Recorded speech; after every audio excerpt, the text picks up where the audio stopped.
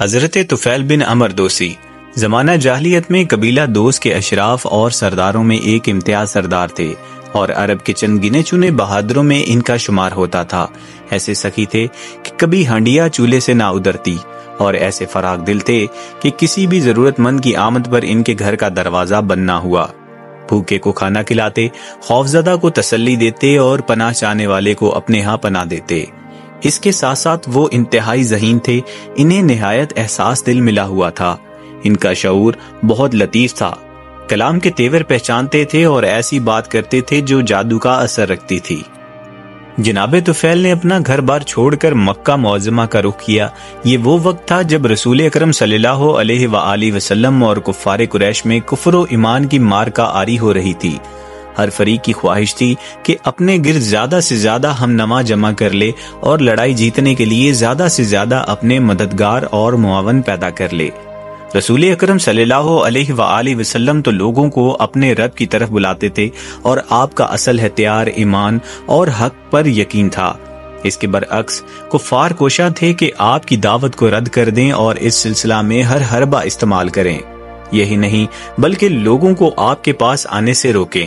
یہاں آ کر حضرت طفیل بن عمر دوسی نے ایسا محسوس کیا کہ میں بغیر کسی تیاری کی غیر شعوری طور پر اس مارکہ میں شرکت کر رہا ہوں اور نہ چاہتے ہوئے بھی اس لڑائی میں کود پڑا ہوں۔ وہ مکہ معظمہ اس غرض سے نہیں آئے تھے اور نہ حضرت محمد صلی اللہ علیہ وآلہ وسلم اور قریش کے اس مارکہ آری کا خیال ان کے دل میں کبھی آیا تھا۔ اس وجہ سے حضرت طفیل بن عمر دوسی کی ایک ناقابل فراموش داستان ابھر کر سامنے آتی ہے۔ یہ دلچسپ داستان سننے کے لائق ہے، لیکن سننے سے پہلے تمام دوستوں سے گزارش ہے کہ جنہوں نے ابھی تک ہمارے چینل کو سبسکرائب نہیں کیا وہ سبسکرائب کر کے بیل آئیکن کے بٹن کو ضرور پریس کر دیں۔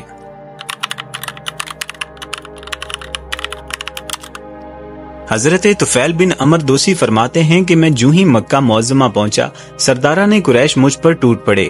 بڑی گرم جوشی سے انہوں نے میرا استقبال کیا اور بڑی ہی عزت افزائی کا ثبوت دیا۔ پھر تمام سردار اور مکہ کے معززین ایک جگہ جمع ہوئے، مجھے اپنے پاس بلا کر کہنے لگے، طفیل آپ یہاں تشریف لائے ہیں۔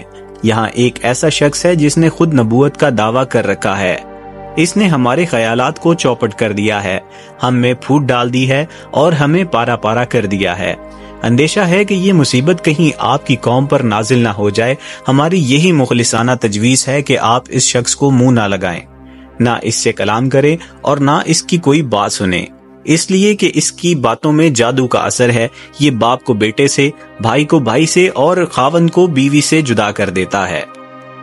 حضرت طفیل فرماتے ہیں کہ باخدا وہ مجھے مسلسل حضرت محمد صلی اللہ علیہ وآلہ وسلم کی طرف منسوب عجیب و غریب داستانیں سناتے رہے اور مجھے ڈراتے رہے، یہاں تک کہ میں نے دل میں ٹھان لی کہ میں آپ کے قریب تک نہیں بھٹکوں گا، نہ آپ سے بات کروں گا اور نہ آپ کی کوئی بات سنوں گا۔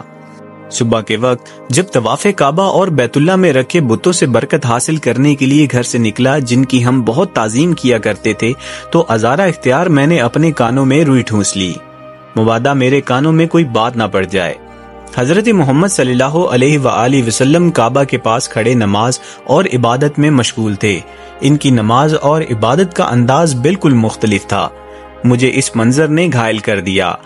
آپ کا یہ طریقہ عبادت مجھے ایسا بھا گیا کہ رگ رگ میں مسرت کی ایک لہر دوڑ گئی۔ دل ہی دل میں محسوس کیا کہ غیر ارادی طور پر میں آہستہ آہستہ آپ کے قریب آتا جا رہا ہوں، یہاں تک کہ بلا آخر میں سچ سچ آپ کے قریب آ گیا ہوں۔ اللہ تعالیٰ کو بھی شاید یہی منظور تھا کہ میں آپ کی چند باتیں سن ہی لوں، چنانچہ میں نے رسول اللہ صلی اللہ علیہ وآلہ وسلم سے عمدہ اور اچھی باتیں سنی۔ اس پر دل میں خیال آیا، طفیل بڑے افسوس کی بات ہے، تو ایک دانش مند شاعر ہے، یہ شخص جو کچھ بھی کہتا ہے اس کے سن لینے میں کیا حرج ہے؟ اس نے اگر کوئی معقول بات کی تو مان لوں گا، بری بات کی تو دامن جھٹک کر الگ ہو جاؤں گا۔ جناب طفیل فرماتے ہیں کہ میں وہاں مسجد میں ہی ٹھہرا رہا، یہاں تک کہ رسول اقدس صلی اللہ علیہ وآلہ وسلم عبادت سے فارغ ہو کر اپنے گھر کو چل دیے۔ میں بھی آپ کے پیچھے پیچھے چل پڑا۔ آپ گھر میں داخل ہو گئے تو میں آپ کے ساتھ وہاں پہنچ گیا۔ میں نے عرض کی، یا رسول اللہ صلی اللہ علیہ وآلہ وسلم، آپ کی قوم نے مجھ سے آپ کے بارے میں بہت سی باتیں کی ہیں، مجھے یہ مسلسل ڈراتے اور خوف زدہ کرتے رہے ہیں کہ کہیں میں آپ کی باتیں سن کر متاثر نہ ہو جاؤں۔ چنانچہ میں نے احتیاط کے طور پر اپنے کانوں میں روئی ٹھونس لی تھی تاکہ میں آپ کی بات نہ سن سکوں، لیکن منشا الہی یہی تھی کہ میں آپ کی باتیں سنوں۔ اللہ کی قسم، میں نے نہ صرف آپ کی باتیں سنی بلکہ آپ کی مجھے ہر بات اچھی لگی۔ عزارہ کرم، آپ مجھے اپنا پیغام سنائیں۔ رسول اقدس صلی اللہ علیہ وآلہ وسلم نے اپنی دعوت پیش کرتے ہوئے سورۃ اخلاص اور فلق کی تلاوت فرمائی۔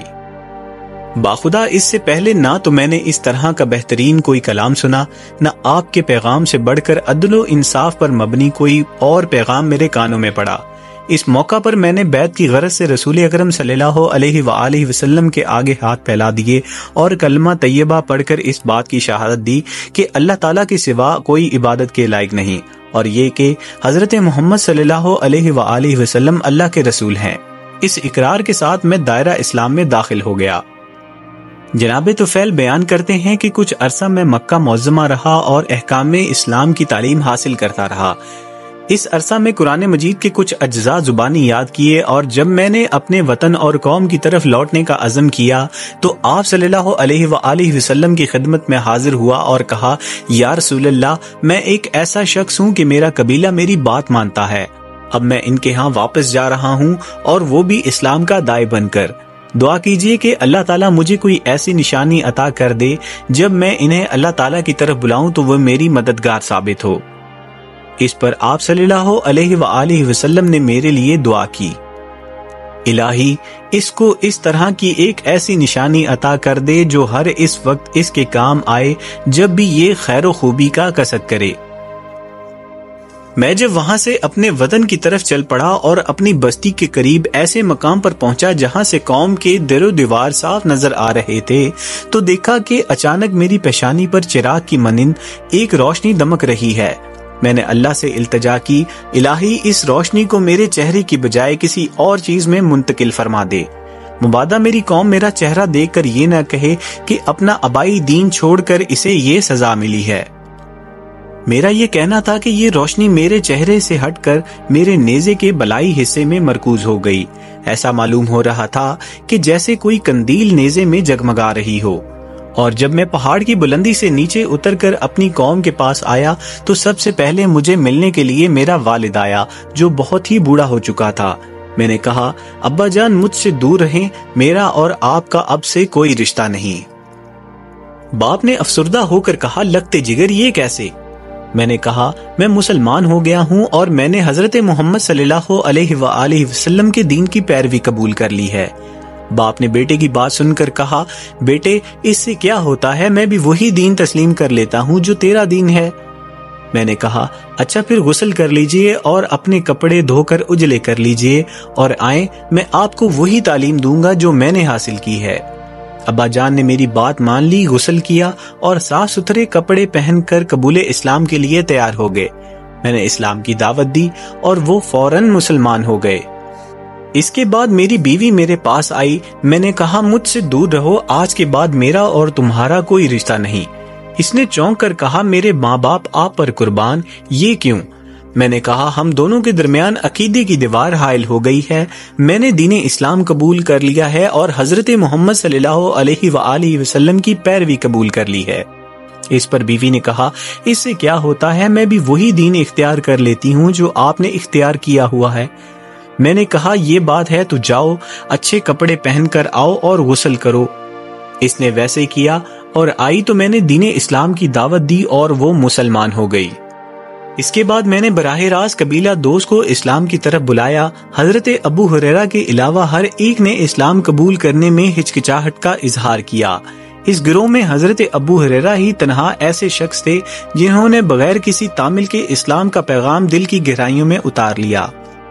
ناظرین، اس طرح کی انفارمیٹو ویڈیوز کو دیکھنے کے لیے ہمارے ایپک سرفراز ڈائری چینل کو سبسکرائب کر لیں اور لائک کمنٹ کر کے ہماری حوصلہ افزائی ضرور کریں اور بیل آئیکن کے بٹن کو دبانا نہ بھولیے گا۔